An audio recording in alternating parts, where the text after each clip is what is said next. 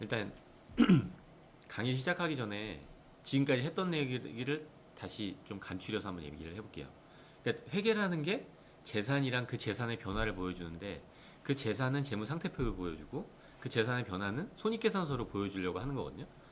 그러니까 그럼 그 재무 상태표랑 손익계산서가 궁극적으로 누군가한테 보여주고 싶은 건데, 그럼 그 재무 상태표를 어떤 거래가 발생할 때마다, 어떤 사건이 발생할 때마다 계속 새롭게 만들 거냐? 그건 아니라는 거죠.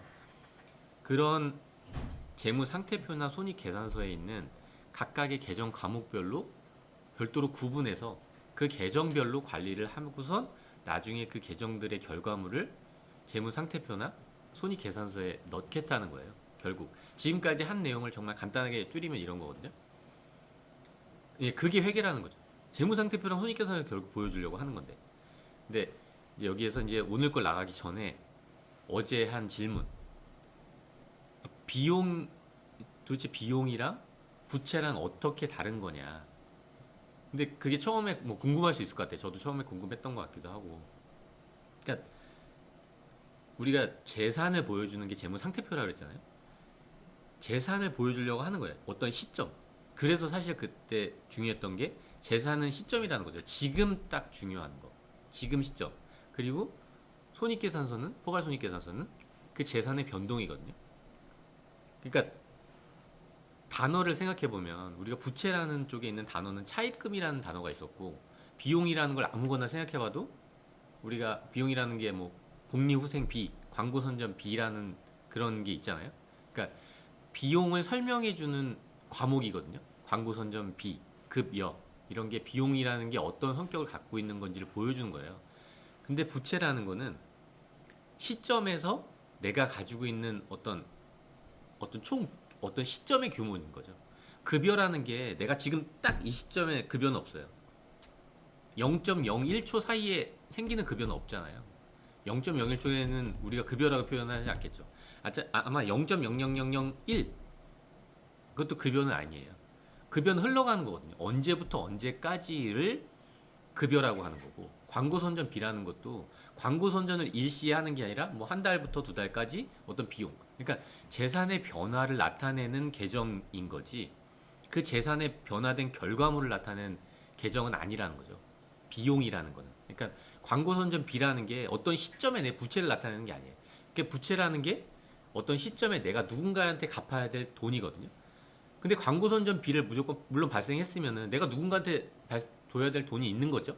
근데 그거는 내가 어떻게 부채가 내가 누구한테 줘야 될 금이 미지급금이라는 게 어떻게 발생했는지에 대한 설명이지, 그 시점에 부채를 나타내는 건 아니라는 거죠. 부채에 대한 해당되는 계정 과목은 아니라는 거죠. 왜냐하면 그 시점에 내가 부채가 아니라는 거죠. 그 시점에 내가 왜 이런 부채가 생겼냐. 그 부채는 광고 선전빚이라는 것 때문에 생겼다. 그 부채는 급여라는 것 때문에 생겼다는 거지. 그거 자체가 부채는 아닌 거예요. 급여 부채 이렇게 하잖아요. 내가 누구한테 줘야 될 돈이라는 게 급여로 있는 게 아니에요.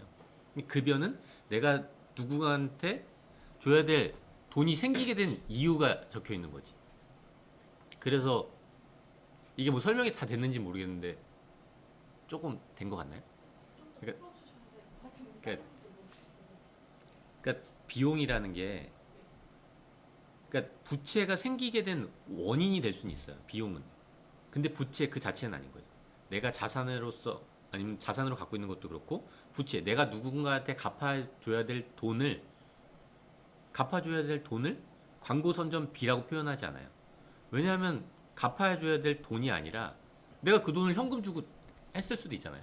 광고 선전비라는 게 발생, 내가 지금 누군가한테 광고를 해달라고 해요. 신문에 우리 광고를 해달라고 지금 100만 원을 주면서 내가 그냥 현금으로 줄 수도 있거든요. 근데 현금으로 주지 않고 내가 그냥 카드로 긁을 수도 있어요. 그럼 카드는 내가 카드 회사에 갚아야 될 부채가 생긴 거죠. 그러니까 광고 선전비라는 동일한 성격에서 우리 재산의 변화가 일어난 거예요. 내가 갖고 있던 100만 원이란 재산이 없어졌거든요. 하나는, 그러니까 광고 선전비라는 건 동일하잖아요. 광고 선전비라는 동일한 어떤 비용의 성격이 현금으로 나갈 수도 있지만 그게 그대로 부채 성격으로 바뀔 수도 있는 거거든요. 그러니까 어떤 재산의 변화를 설명해 주는 거라는 거죠. 수익이랑 비용은. 이 재산이 어떻게 변화했구나. 근데 그 재산이 꼭 비용이라고 해서 부채로만 변하는 게 아니잖아요. 방금처럼 현금이 움직이면서 변할 수도 있거든요. 근데 그게 재산의 변화로 나타났어요. 그러니까 재산의 변화를 어떤 기간으로 볼 때 그 급여라는 어떤 기간이 지났을 때 재산이 현금이 100만큼 감소했다 라는 걸 보여주는 거라서 이게 사실 이거만으로 다 설명이 안 될 수도 있지만 이게 사실 시간이 지나다 보면 조금 더 자연스럽게 알 것 같아요. 이게 자본이 왜 수익이랑 다르냐? 수익이 모이면 자본인 거지. 자본이라는 건 사실 어떤 정의가 수익이 모여 있는 거가 아니에요. 수익이랑 비용, 그 자산의 변화의 결과물이 모여 있는 거거든요. 자본이. 그러니까 그 결과물이 모여 있는 어떤 결과물이 모여 있는 걸 여기다 표시하자 이런 약속인 거지. 자본이 어떤 수익이랑 비용이랑 관련이 있다 이렇게 직접적으로 말하기는 어려워. 그냥 그 재산이 변화하는 과정이 다시 그 재산에 담겨 있는 거예요. 이 회계가 재산이랑 그 재산의 변화를 보여준다고 했는데 그 재산이 있고 그 재산이 변화하면 변화된 후에 재산이 또 있는 거예요. 그래서 그 재산의 어떤 시점의 결과물을 보여주려고 하는 그 의미에서 내가 갖고 있는 자산들, 소유하고 있는 자산들이 있고 그 자산들이 있는 반면 난 누군가한테 갚아야 될 돈이 있다. 누군가한테 돈을 둬야 될 그런 게 있다. 그게 부채인 거고 나머지가 그냥 자본이라는 개념이지 여기에 어떤 수익이랑 비용의 개념이 담겨져 있는 거는 아닙니다. 일단 이게 답변이 다 됐는지 모르겠지만 이제 나중에 또 물어보면 추가적으로 답변을 하는 걸로 알고 이제 오늘 거를 나가보면 10장인데 회계에서 이제 거래라는 게 뭘로 볼 거냐. 그러니까 회계에서의 거래라는 게 별도의 정의가 있는 게 아니라 회계가 뭐라 그러죠? 재산이랑 재산의 변화를 보여주는 거예요. 그러니까 결국 재산이랑 그 재산의 변화가 나타나는 게 거래겠죠. 왜냐면 그 재산과 그 재산의 변화를 기록하려고 하는 거니까. 내 재산 상태가 변화하는 거를 기록하려고 거래라는 게 딱 생겼을 때 내가 재산의 변화가 있으면 그게 회계상 거래인 거고 그게 없으면 회계상 거래가 아닌 거죠. 여기서도 사실 비슷한 부분이 있긴 한데 회계상 거래를 이 책에서는 일단 자산, 부채, 자본의 변동이라고 그랬어요. 근데 자산, 부채, 자본이라는 게 방금 설명된 거랑도 비슷한 내용이긴 한데 제가 회계가 재산을 보여주려고 했는데 재산을 재무 상태표로 보여준다고 했거든요. 그럼 자산, 부채, 자본이 변동하는 사건이라는 게 정의의 전부예요. 이것만 딱 보면 광고 선전비는 그럼 도대체 여기 어디 들어가지? 그건 회계상의 거래가 아닌가? 그런 의미가 아니라 광고 선전비라는 분명 나는 광고 선전비로 100만 원을 지급했는데 그럼 그건 회계상 거래가 아니고 광고 선전비는 회계상 거래가 아니고 현금 나간 건 회계상 거래인가? 그건 아니고 그 결과물로 뭐가 변하죠? 자산이랑 부채랑 자본이 있잖아요. 우리 재산 목록에서 뭔가가 변하겠죠. 부채가 늘어나거나 내가 돈을 안 주고 광고를 했다면 내가 현금을 주고 광고를 했다면 현금이 감소하겠죠. 근데 그 결과물로 그 사건이 발생하면 재산의 변동이 있는 거거든요. 지금 시점의 재산인 거고 어떤 사건이 발생하면서 그 재산이 변동이 있는 거예요. 그럼 그 다음에 내 재산이 변했잖아요. 그거는 그 변동하는 그 재산의 변화는 손익계산서에 담겨 있지만 그 손익계산서의 결과물이 자본에 담긴다는 거죠. 그러니까 꼭 자산, 부채, 자본, 수익, 비용의 변동한 사건이 아니라 이건 결과적인 거예요. 어떤 거래가 생겼는데 자산이나 부채나 자본, 손익들이 모인 자본, 어떤 시점을 기준으로 하니까 맞는 거죠. 왜냐면 그 기간, 어떤 거래가 발생한 후에 그 거래가 발생하기 전과 발생한 후는 벌써 다시 그 시점으로 돌아온 거예요. 그 사이의 변동이 아니라 그 재산의 변화가 아니라 어떤 사건이 발생하기 전과 그 사건이 발생한 후라고 보면 될 것 같아요. 그 사건이 이미 발생했으면 그 재산의 변화를 제대로 기록했다면 그 다음 재산의 변화가 재산의 변화의 결과물이 있겠죠. 그게 재무 상태니까. 그러니까 자산, 부채, 자본이 변동하는 사건이라고 표현해도 거기에 수익이 있고 그 안에 비용이 있다는 거죠. 재산의 변화를 기록하는 거니까 그건. 기록한 결과물은 자본에 또 나올 거니까. 이제 예를 들어 보면 우리가 상품을 상품을 판매했어요. 그 대가로 현금을 받았다면 우리가 이걸 일반적으로 거래라고 생각하거든요. 그러니까 내가 돈 주고 팔고 내가 이거를 커피를 팔았는데 돈을 받았어. 이건 거래. 이 거래를 생각할 때 정말 내 재산의 변화가 있었나? 내가 갖고 있던 커피가 없어졌죠 일단. 재산의 변화가 일단 있는 거예요 그럼. 내 재산을 구성하는 항목 중에 뭐가 하나가 건드려졌잖아. 그럼 일단 요건 재산의 변화가 있는 회계상 거래라는 거고. 그리고 그다음 걸 예를 들어 보면 내가 상품을 그냥 구매했어요. 전화로 내가 상품을 우리 칠판을 하나 갖다 달라고 전화로 구매 주문을 했잖아요. 전화로 했어요. 전화로 해서 여기 오면 내가 돈을 주겠죠. 근데 내가 전화 주문을 한 상태는 이것도 사실 거래라고 볼 수도 있지만 이 시점을 기준으로 봤을 때 내 재산의 변화는 없었어요. 그렇기 때문에 이거 자체로는 회계상 거래는 아닌 거예요. 그거 자체가 재산의 변화가 있던 거야. 내가 그냥 구매 주문만 한 거지. 아직 오지도 않았고, 내가 돈을 주려고 약속도 하지 않았고, 카드를 긁지도 않았어요. 만약에 카드를 긁었다면 그거는 거래가 생긴 거죠. 왜냐하면 카드를 긁는 순간 난 카드 회사에 돈을 줘야 되거든. 어쨌든 그래서 구매 주문은 우리가 일반적으로 거래라고 생각할 수 있지만 회계상 그 주문 당시는 회계상 거래는 아니라는 거. 그리고 우리가 돈을 분실했어요. 이것도 일반적으로 거래라고 하지 않죠. 우리가 도둑한테 현금을 뺏겼다고 이거 거래라고 생각하진 않는데 그게 회계가 뭐였냐면 재산이랑 그 재산의 변화거든요. 내가 갖고 있던 재산이 현금을 잃어버리면 변화하게 되잖아요. 그럼 이거는 회계상 기록해야 되는 사건이라는 거죠. 그리고 건물이 불에 탔다. 그럼 이건 사실 우리가 일반적으로 거래라고 얘기하진 않지만 내 재산은 분명 변했거든. 내가 분명 건물을 갖고 있었는데 이 건물을 10억 주고 샀는데 지금 한 줌의 재료 변했으면 난 분명 재산이 변한 거거든요. 그래서 이거는 그 재산의 변화를 기록해야 된다는 거예요. 기록을 해야 된다는 게 회계상 거래라고 보면 될 것 같아요. 그러니까 이제 그 거래를 보는 조건이 지금 방금 말했듯이 재무 상태에 영향을 미쳐야 된다는 거예요. 우리가 재무 상태라는 게 아까 말씀드렸다시피 재산이거든요, 사실. 우리의 그 재산. 과연 재산에 영향을 미쳤냐? 아니, 우리 재산이 지금 재산에 영향을 미쳤는지 잘 모르잖아요. 그러니까 재산에 만약에 영향을 미치는 사건이라면 그게 회계상 거래라는 거죠. 그리고 금액으로 측정할 수 있어야 돼요. 이 재산에 무슨 변화가 있는 것 같은데 도대체 얼마만큼 변했는지 모르겠어. 그런 건 사실 반영을 할 수가 없어요. 금액으로 측정할 수 없다면, 합리적으로 측정할 수 없다면. 그래서 회계상 거래가 되려면 일단 재산에 영향을 미쳐놔야 되고 그 재산에 얼마만큼 영향을 미쳤는지를 측정할 수 있어야지 그게 회계상 거래인 거예요. 이게 뭐 나중에 알겠지만 이게 기록해야 되는 게 우리가 분계라는 형태로 기록하거든요. 사실 그게 전부인 거죠. 우리가 이걸 재산의 변화로서 인식하고 그걸 기록해야 되냐 안 되냐에 구분하는 기준이라고 생각하면 될 것 같아요.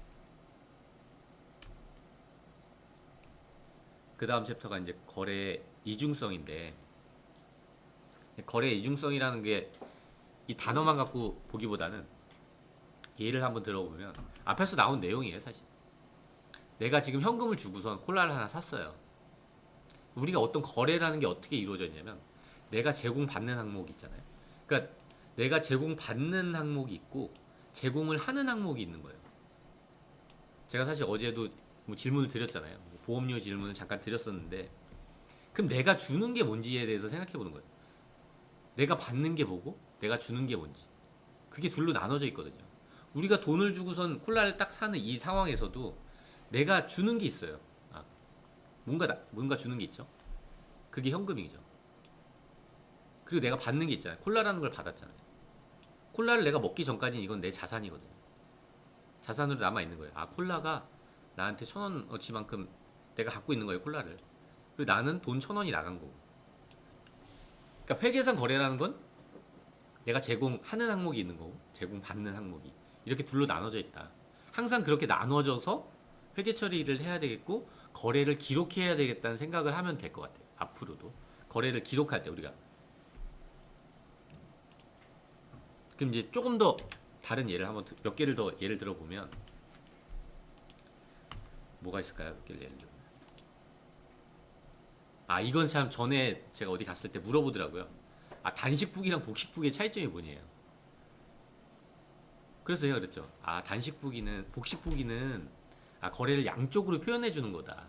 우리가 현금을 주면 현금을 주고 콜라를 받지 않냐. 그렇게 표시하는 거다. 라고 하니까 그 거래 담당자님이 그러는 거예요. 그럼 가계부는 복식북이네요. 가계부는 단식북이죠. 근데 나는 돈을 쓸 때 수입이라고 쓰고 가계부 거기다 용돈이라는 거를 적고 50만 원을 적는다는 거죠. 그럼 여기에도 어떻게 보면 두 개가 표현되어 있는 거예요. 50만 원이라는 돈이 용돈으로부터 들어왔고 난 그게 현금이 생긴 거야. 이것 자체만으로 보면 두 개다가 기록이 되고 있잖아요. 딱 그 얘기를 들었을 때 나도 처음에 할 말이 없더라고. 그러네. 복식부기는 주는 거랑 받는 게 다 기록되는 건데 단식부기도 기록되네. 가계부에도 우리가 콜라 이렇게 쓰잖아요. 콜라를 10,000원 주고 샀다고. 10,000원 콜라. 근데 뭔 차이가 있냐면은 가계부는 내 재산 상태를 현금이라는 하나의 형태로 보여주게 돼요. 결과물이. 결국 가계부를 막 쓰다가 남은 게 내 현금 39만 원인 거야. 남아있는 게. 수입이 용돈 때문에 수입이 생겼고 비용이 이렇게 생겼고 막 이렇게 쓴 결과물이 하나라는 거죠. 이걸 어디에 담아놓지를 못해요. 단식부기는. 재무상태표, 그 재산이랑 그 재산의 변화를 분명 보여주긴 해요. 내 재산, 현금 재산이랑 그 현금의 결과물을 보여주지 그 재산 목록을 보여주지 못해요. 내가 지금 얼마 갖고 있냐. 현금을 얼마 갖고 있는지는 보여주지만 그래서 다른 건 또 대체 얼마나 갖고 있는지를 보여주기는 이것만으로는 어렵다는 거예요. 그냥 단순히 기록된 거는. 이걸 어디다 취합하기도 어렵거든요. 이렇게 1년치가 기록되고 나서 내가 이걸 다시 뒤져서 찾아보는 게 아니라 그냥 결과물이 잔액이 39만 원만 딱 있는 거예요. 그럼 내가 알 수 있는 건 내가 내 재산은 변화했지만 그 재산이 이렇게 변화해서 결과물이 이거다 라는 것만 알 수 있는 거죠. 이것도 사실 재산의 변화는 기록한 거예요. 근데 그 재산의 변화를 기록한 결과물이 그냥 단지 현금 하나로만 남아있게 되는 거죠. 그리고 다음을 보면 그래서 이제 실제로 콜라 이외에 다른 걸 한번 보면 이것도 마찬가지예요. 내가 상품을 샀다. 상품이 뭐 컴퓨터다. 태블릿을 하나 샀다. 20만 원에 하나 샀어요. 그럼 난 태블릿이라는 자산이 하나 생겼죠. 태블릿이라는 자산. 그러니까 내가 준 게 뭔가요? 현금을 줬죠. 그럼 내가 받은 게 뭐죠? 태블릿이에요. 20만 원짜리. 내가 20만 원짜리 현금을 준 거고. 그러니까 여기에다가 제공한 걸 내가 그럼 도대체 뭘 줬냐? 그럼 난 도대체 뭘 받았냐? 이거를 이제 뭐 앞으로 좀 더 복잡해지겠지만 이게 기본적인 거라는 거죠. 내가 준 거랑 받은 거. 이걸 기록하는 과정이. 그래서 난 줬기 때문에 현금 계정에 기록하는 거. 현금을 줬으니까. 받은 게 상품이면 상품 계정에 기록하는 거예요. 그때 말씀드렸다시피 이 T 계정 안에서 이런 계정 안에서 우리가 재무상태표에 현금이라는 거를 현금은 자산이거든. 이쪽에 자산을 기록할 거잖아요. 근데 현금이 감소했으니까 자산이 감소했으니까 이렇게 오른쪽에 기록하게 되는 겁니다. 뭐 사실 똑같은 거죠. 내가 현금을 대출을 했어요. 내가 늘어난 자산이 뭔가요? 내가 제공받은 거 현금이죠. 현금을 제공받았어요. 밑에가 지금 잘못돼 있네. 이거 지금 잘못돼 있어요. 왜냐면 현금이 늘어났으니까. 내가 받은 거는 제공받은 건 현금이고 제공을 한 건 내가 뭘 제공했죠? 사실 이게 좀 헷갈릴 수 있죠. 내가 제공을 했나? 내가 뭘 제공했나? 제공한 것 같진 않거든요. 난 이거 현금은 분명히 받았는데 내가 뭘 제공했지? 뭘 제공했는지 가만히 생각해보죠. 뭘 제공했죠? 자산을 제공하진 않았어요. 일단. 그럼 내가 비용으로서 제공했나? 내가 뭘 비용을 제공한 것도 아니야. 그럼 내가 수익을 제공했나? 내가 준 게 수익인가? 그것도 아니에요. 그래서 근데 부채를 보니까 내가 갚아야 될 돈이라는 게 생긴 거죠. 그게 부채의 정의거든요. 그러니까 부채가 생긴 거예요. 그래서 내가 제공한 쪽에 부채라는 걸 적는 거죠. 왜냐하면 갚아야 될 돈이니까. 그래서 이걸 뭐 대차평균의 원리라고 하고 차변에 어떤 걸 내가 제공받은 거는 차변에 기록하고 제공한 건 대변에 기록하고 하는 게 이게 뭐 자연스럽게 내가 제공받은 것과 제공한 게 동일하니까 이거 잔액이 검증 가능하다라고 보통 일반적으로 하죠. 그리고 자동 검증 기능이 있다. 근데 사실 전 자동 검증 기능을 믿진 않아요. 금액을 갖게 만들 수는 있겠지만 결과적으로 이 계정이 중요한 거거든요. 이 계정을 어디에다 기록할지가 중요하지. 이건 사람이 검증해야 돼요. 누가 검증해주나요? 자동 검증? 뭐 이렇게 담당자들 만나보면 자동 검증이 되는 것 같진 않아요. 그 기록의 결과물들. 금액은 체크가 되겠죠. 이쪽에 있는 금액이랑 이쪽에 있는 거는 일치하려고 우리가 한 거니까.